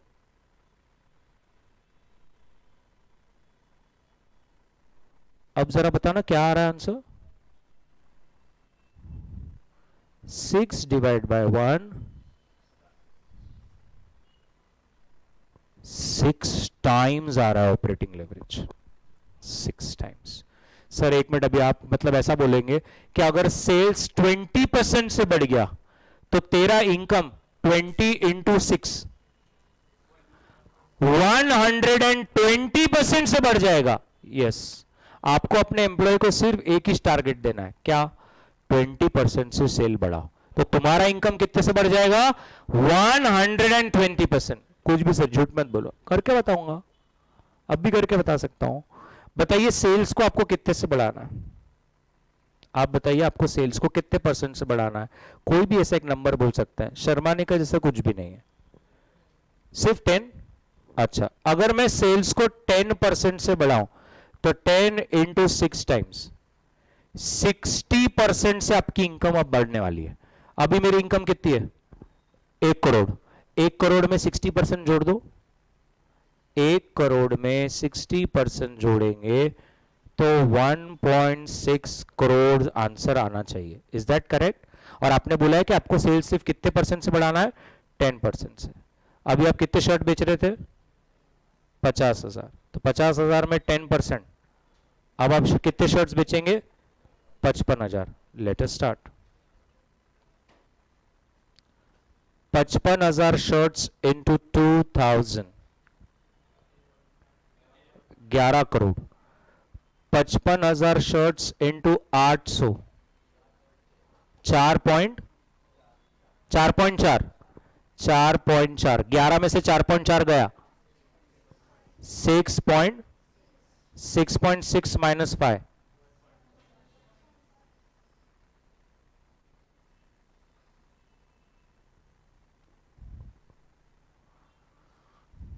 कितने लोगों को समझ रहा है क्या हो रहा है? जादू कैसे हो रहा है? और ये जादू थोड़ा सा वियर्ड नहीं हो रहा है? वियर्ड मतलब क्या? Those people who are understanding, who are focusing, every time I am increasing the cost, every time I am increasing the fixed cost, the operating leverage number is getting magnified, which is ultimately pushing that magnification कि इतना सा भी cell हुआ ना तो इतना बड़ा jump आएगा तेरे प्रॉफिट में। ये हो रहा है कब? जब ऑपरेटिंग लेवरेज का आंसर आ रहा है ज्यादा। ऑपरेटिंग लेवरेज का आंसर कब ज्यादा आ रहा है? जब मैं फिक्स कॉस्ट को ज्यादा पकड़ रहा हूं। तो सर क्या आपका ये मतलब है कि फिक्स कॉस्ट ज्यादा रख लो अपने बिजनेस में? यही मतलब हो गया आपका? तो सर आप भी एक काम करो, आपको भी मैग्निफिकेशन करना है तो आप फिक्स कॉस्ट को बढ़ा दो। फिक्स कॉस्ट को कैसे बढ़ाओ? अपने लैंडलॉर्ड को फोन करके बोलो, ए तू मुझे क्या रेंट 1 लाख रुपए चार्ज कर रहा है, 50 लाख रुपए चार्ज करना चालू कर दे, तो फिक्स कॉस्ट बढ़ जाएगा। तो ऐसे कोई मूर्खता से फिक्स कॉस्ट बढ़ने से क्या मैग्निफिकेशन होती है क्या? बट मैं तो every time I am changing the fix cost, the operating leverage का नंबर गेट्स अप। यस और नो? तो moral of the story, you are only seeing from one angle. I hope you understand. अगर sale 20% से गिर गया तो तेरी income 120% से गिर जाएगी। आप सिर्फ पॉजिटिव ही देख रहे हो, व्हाट अबाउट नेगेटिव्स? अगर 6 टाइम्स का लेवरेज आपने खींचा अपने बिजनेस में, लेवरेज का मतलब क्या होता है? फर्स्ट डे लेवरेज का मतलब ही क्या है? रिस्क। और अपने धंधे में फिक्स कॉस्ट रखना इज अ सबसे बड़ा रिस्क। आज जब आप पहली बार अपनी ऑफिस शुरू करोगे, आपको अपने खर्चे फिक्स चाहिए कि वेरिएबल चाहिए? आपको अपने खर्चे फिक्स चाहिए कि वेरिएबल चाहिए? सोचिए सर, आपको अपने खर्चे कैसे चाहिए? अगर आपने ऑफिस खोली, आपको अपना खर्चा फिक्स कॉस्ट चाहिए कि वेरिएबल चाहिए? वेरिएबल। जब इनकम ही कंफर्म नहीं है तो खर्चों को भी वेरिएबल ही रखो। जोमैटो अपने डिलीवरी पार्टनर्स को फिक्स सैलरी क्यों नहीं देता? कंफर्म नहीं है इनकम होगा कि नहीं, तो वो क्या बोलता है? इनकम होगी, उसका 5% तुम्हारा। आप जब इनिशियल स्टार्ट करोगे तो अपने इनकम को कंफर्म नहीं है तो खर्चों को फिक्स क्यों रखोगे? तो आप जो भी लोगों को हायर करोगे, आप उनको क्या बोलोगे? इतना रहेगा तो इतना % देंगे। इंसान जब स्केल अप करता है, जब स्केल अप करता है तो क्या करता है? फिर अपने खर्चों को फिक्स रखना चाहता है, क्योंकि उसको अपने आप को आगे बढ़ना है। यस और नो? Let me pause. ये जो लेवरेज का नंबर है, ये आपके बिजनेस को एक आइडिया दे देता है कि देख, तेरा सेल इतना भी ऊपर या इतना भी नीचे हुआ तो इसका 6 गुना 6 टाइम्स झटका तेरे को तेरे प्रॉफिट पे लगने वाला है। इसलिए हर ओनर, हर बिजनेस वाला ये फॉर्मूला निकालकर अपने पास रेडी रखता है। उसको पता है कितने से सेल बढ़ेगा तो मेरे प्रॉफिट पे कितना मैग्निफिकेशन आएगा। Is this clear everybody? So what I want you to do is, on a fresh page, first you should just write this whole format. Just write this whole format. एक ऐसे fresh page पे heading डालिए leverage, और वहां पे एक example लिख दीजिए ना। एक एग्जाम्पल पहले लिख लेते हैं चाहिए तो। Example we sell 50,000 shirts. Example, we sell 50,000 shirts. Example, we sell 50,000 shirts. Next line, selling price 2,000 rupees. Selling price 2,000 rupees.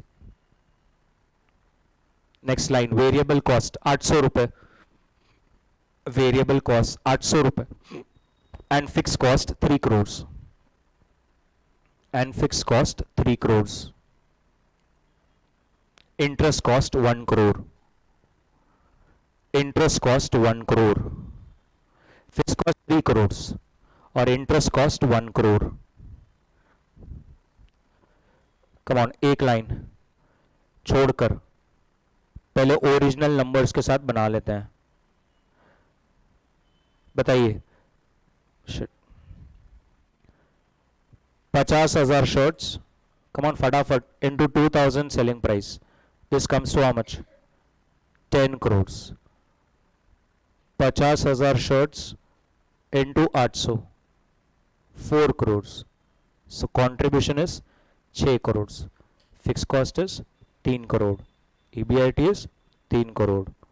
Interest is 1 crore. PBT is 2 crore.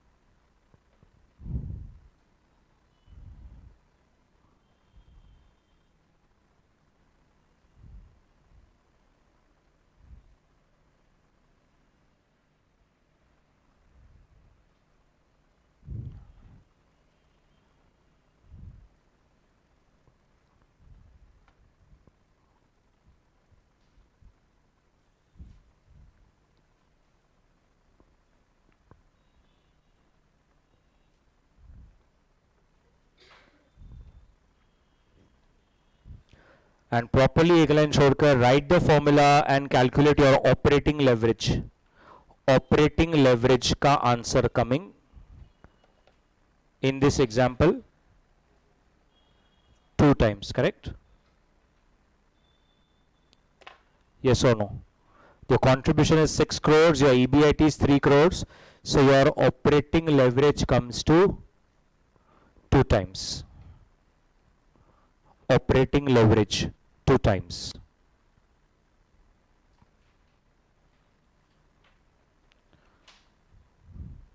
Can I say operating leverage का formula क्या है?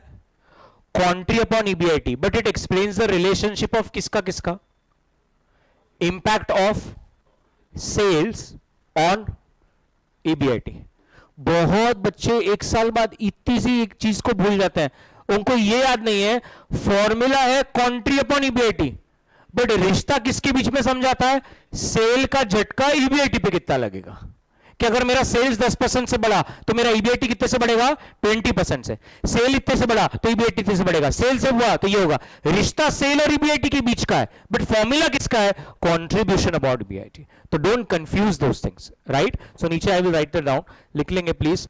Operating leverage explains the relationship between operating leverage explains the relationship between operating leverage explains the relationship between inverted commas में पहले लिखिए sales.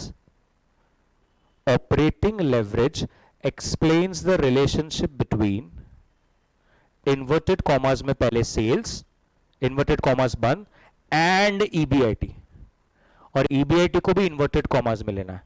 Operating leverage explains the relationship between sales and EBIT. Full stop. Next line. Say for example,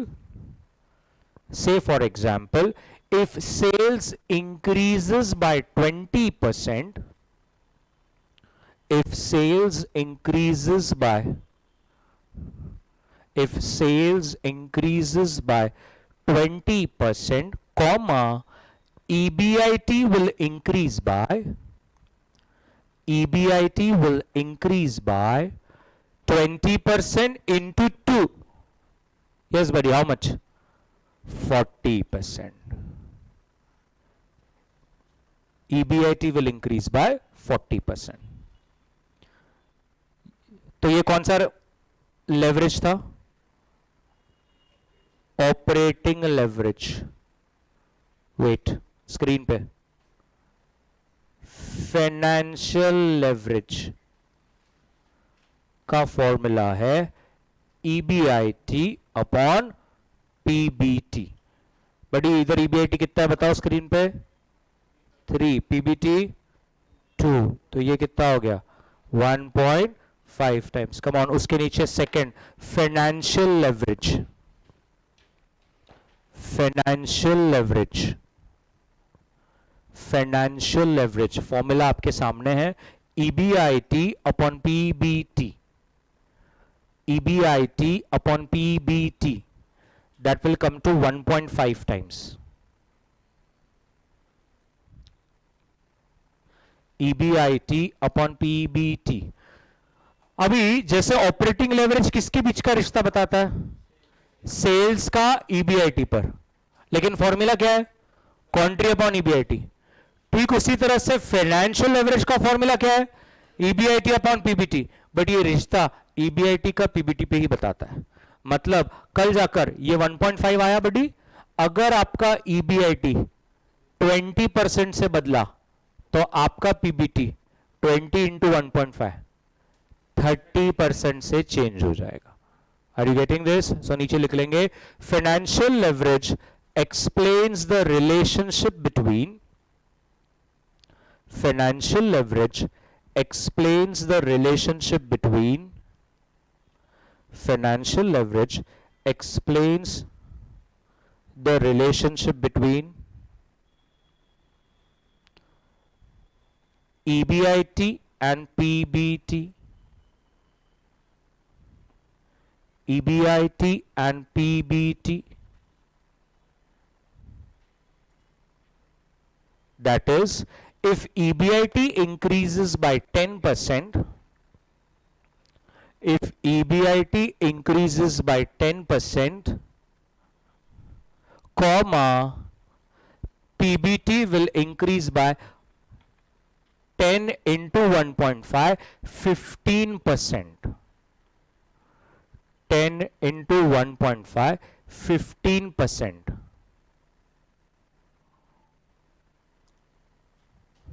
Perfect. And the last one इसके अंदर combined leverage. Buddy, you know what combine is? What? Operating into financial leverage. अब operating का formula क्या है? Quantry upon EBIT. और financial leverage का formula क्या है? EBIT upon PBT. EBIT cut. So the formula comes to contribution upon PBT. Combined leverage का मतलब है OL into FL. Contribution upon EBIT और FL is EBIT upon PBT. So EBIT cut. You get contribution upon PBT.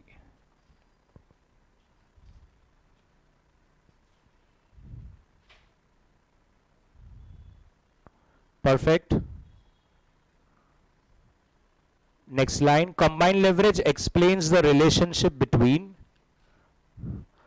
Combined leverage explains the relationship between. Combined leverage explains the relationship between. आप बताओ किसके बीच में relation बताएगा? Absolutely perfect. Sales and PBT. Sales and PBT. और sales को inverted commas में लेना और पीबीटी को इन्वर्टेड कॉमास में लेना. Sales and PBT. So you know what, screen पे मॉरल ऑफ द स्टोरी, अगर आपको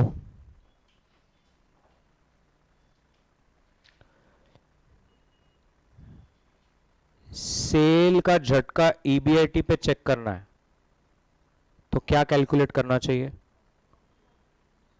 ओएल।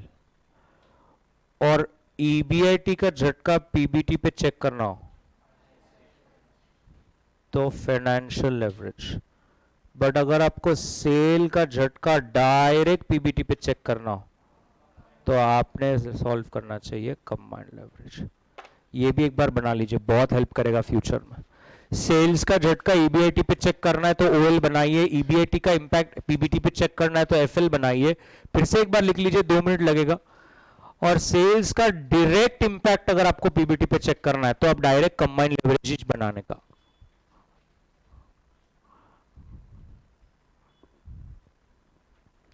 Direct combined leverage.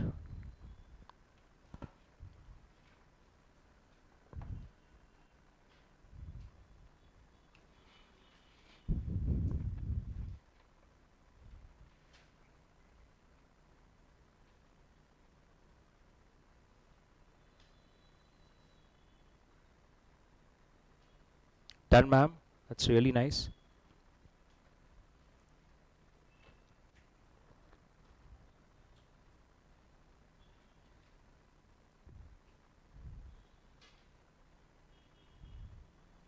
सबका हो गया अच्छी तरह से? पक्का? कैलसीज रेडी रखिए अपने।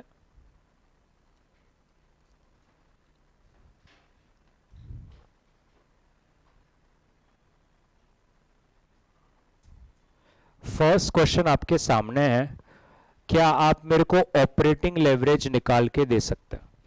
Start please. Give me my operating leverage. 10,000 shirts बेच रहे हैं, 500 रुपए का एक है, वेरिएबल कॉस्ट है 200, ऑपरेटिंग कॉस्ट है 25 लाख। ऑपरेटिंग लेवरेज निकाल के दे।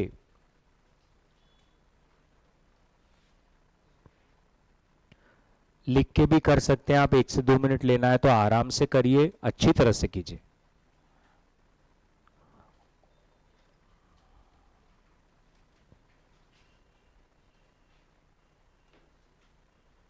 Anybody with an answer?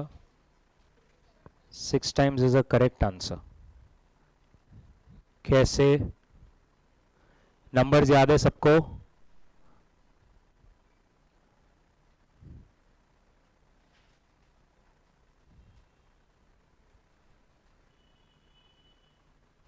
बडी कहां तक सॉल्व करना है हमें? कहना है इसे इधर तक ही सॉल्व करना है सिर्फ। कितने शर्ट बेचे थे? 10,000। क्या सेलिंग प्राइस थी? तो ये कितना हो गया? 50 लाख। और एक शर्ट कितने का था? तो ये कितना हो गया? तो क्वांटिटी कितना हो गया? और फिक्स कॉस्ट कितना था? तो ये कितना हो गया? तो इसका मतलब ऑपरेटिंग लेवरेज का फॉर्मूला क्या है? क्वांटिटी अपॉन, तो 30 lakhs upon 5 lakh, 6 times. Perfect. बना लीजिए प्लीज क्वेश्चन 1। Question 1,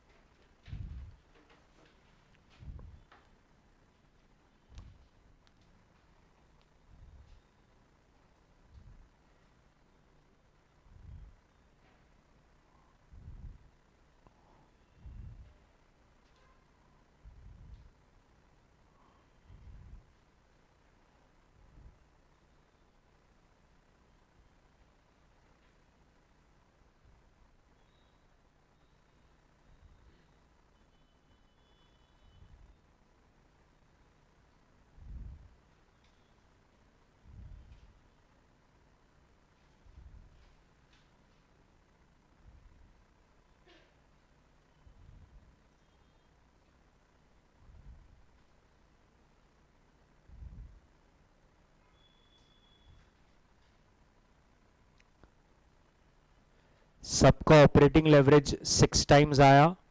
promise? कुछ बाकी है लिखने का तो I will wait for you. Done? What is the second bit they are asking you? They say if sales increase by 10%, what is the impact on EBIT? पहले तो आपको ये सेंटेंस पढ़कर पता है क्या करना होता है, ये ढूंढना होता है कि हमें कौन सा लेवरेज लगाना है, ओएल, एफएल या सीएल। अब यहां पर सेल्स का झटका ईबीआईटी पर कितना होगा, ये कौन सा लेवरेज सिखाता है, और ऑपरेटिंग हमने ऊपर निकाला, कितना आंसर है 6 टाइम्स। तो अगर सेल्स 10% से ऊपर गया तो ईबीआईटी 60% से ऊपर जाने वाला है। सेकेंड बिट का answer, if sales increase by 10%, comma, if sales increase by 10%, comma, using operating leverage, if sales increase by 10%, comma, using operating leverage, EBIT will increase by 10% into 6, 60%. Yes or no? Perfect. Last question of the day, question number 2. आपके पास 4 forms है buddy, A B C D, screen पे देखिए। सबका selling price है, सबका variable cost है और सबका फिक्स कॉस्ट भी है, और उन्होंने बोला है सब में 5000 यूनिट ही है, आपको चारों का ऑपरेटिंग लेवरेज निकालना है। Can we do this now? Come on, start fast. एक ही सम में मैंने 4 सम लिए हैं जिससे अपना प्रैक्टिस हो।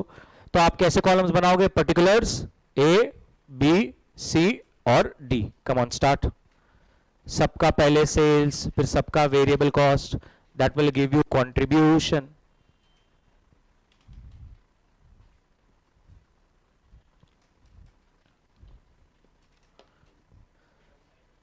एक करके देता हूं, हमारे बहुत भोले बच्चे होते हैं।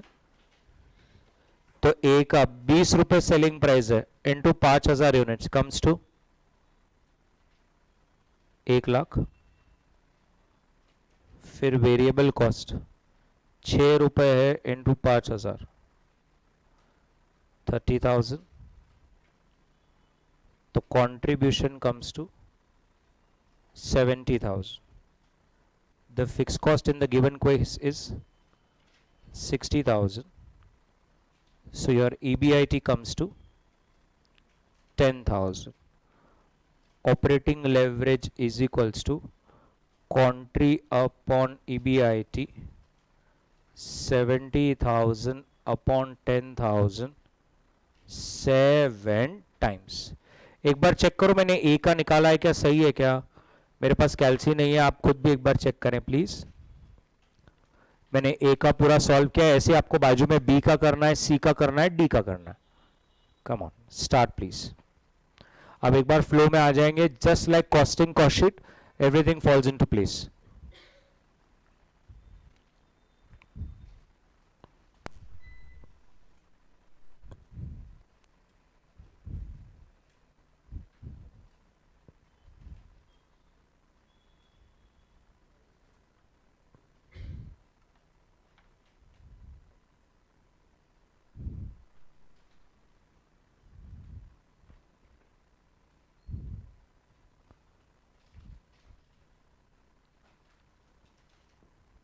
किसी का बी का हो गया हो तो आंसर बताना।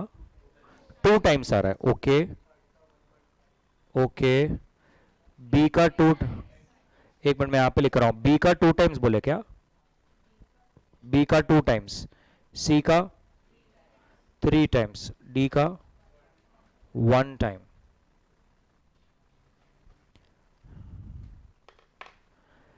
सब लोगों का हो जाने दीजिए, हम एक परिवार की तरह हैं। बी का 2 टाइम्स है, सी का 3 टाइम्स है और डी का 1 टाइम है। आराम से एक बार बराबर से बना लीजिए। प्रॉपर 4 कॉलमनर बनाना है, particulars A B C and D.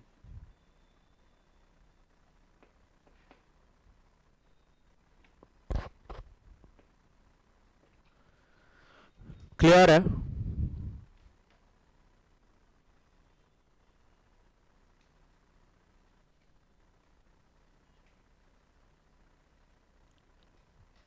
सबका बड़ी, बाकी है तो बोलो। बी का 2 टाइम्स, सी का 3 टाइम्स और डी का 1 टाइम। आपका हो गया है तो आजू बाजू वालों की मदद कीजिए, उसे कहिए तेरा साबू स्लो है क्या भाई।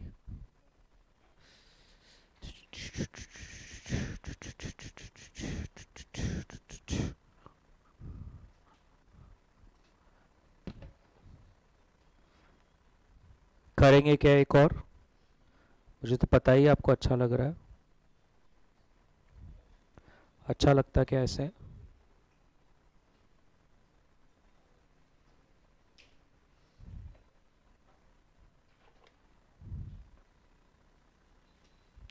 क्वेश्चन नंबर 14 पे चेक कीजिए प्लीज एक बार। 3 बार सॉल्व करना है, इट्स अ प्रैक्टिस क्वेश्चन। क्या आपके पास सबके यूनिट्स है? एक बार चेक कीजिए। क्या आपके पास सबका फिक्स कॉस्ट है, सबका इंटरेस्ट है, सेलिंग प्राइस भी है और वेरिएबल कॉस्ट भी है? दे आर सेइंग सबका ऑपरेटिंग लेवरेज, फाइनेंशियल लेवरेज और कंबाइंड लेवरेज निकाल कर दे। मुझे बताइए, अगर मैं एक बार आपके लिए करके दूं, कर्तव्य है मेरा करना। इधर देखिए स्क्रीन पर, अगर मैं एन का कर रहा हूं, सबसे पहले मेरे को क्या करना चाहिए? सेल्स। कैलसीज पे फटाफट से सेल्स करके बताओ, मैं कितने यूनिट्स बेच रहा हूं? 17,500। और मेरी सेलिंग प्राइस क्या है? 85, विच कम्स टू सर 14,87,500। फिर मैं क्या लेस करेगा? Variable cost. तो 17,500 into 38 rupees, 6,65,000। Contribution 8 lakh 822,500 less fix cost 4 lakh, that will give you EBIT 4,22,500। EBIT के बाद क्या लेस होता है बड़ी? इंटरेस्ट। इंटरेस्ट कितना है? 1,25,000। तो अब आपको आंसर क्या आएगा? 2 लाख 2,97,500। क्या हम ऐसा एकदम properly sale, VC, contri, fix cost, EBIT, interest और पीबीटी, इधर तक पहले तीनों का बना सकते हैं? चलिए शुरू कीजिए please. Calculation of OL comma FL and CL. Calculation of, that should be your heading. OL का मतलब ऑपरेटिंग लेवरेज, एफएल का मतलब फाइनेंशियल लेवरेज एंड सीएल का मतलब कंबाइंड लेवरेज। और बना लीजिए प्लीज, मैंने एक आपके लिए बना रखा है। एन बाजू में एस और डी का आपको बनाना है।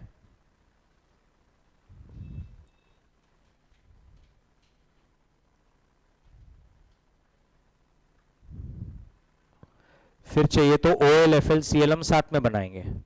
पहले पीबीटी तक सब सॉल्व कर लीजिए please.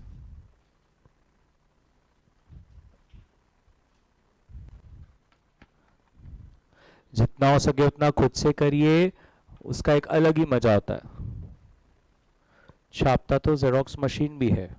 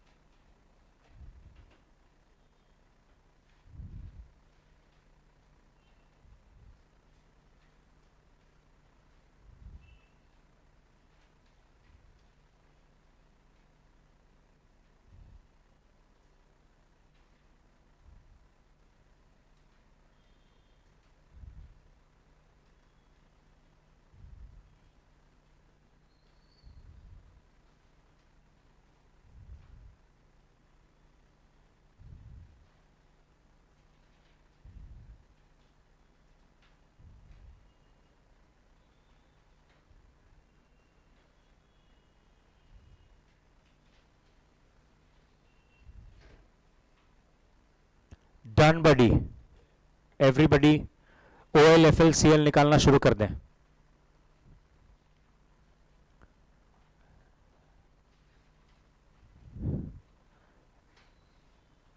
NSD, anybody with OL N का 1.946, okay, 946. FL 42 और CL 2.76. What about S? 2.48. That's it. FL or CL 3.6 dot 62. Okay. What about DOL? 1. FL 1.45.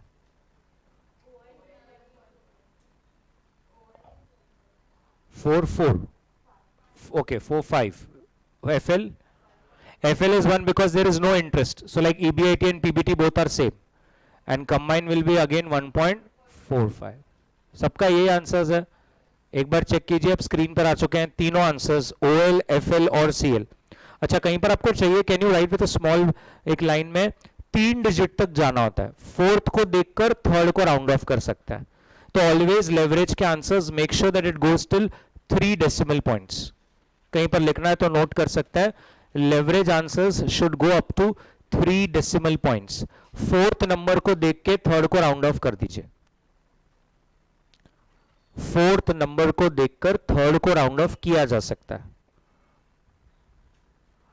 Yes buddy. And you can check your answers OL, FL और CL. OL का कैसे किया आपने? कॉन्ट्री upon EBIT. FL का क्या किया? EBIT upon PBT. और combine का क्या किया? Contri upon PBT. Correct everybody. That's it. We will stop यहां पर and continue tomorrow same time. Thank you.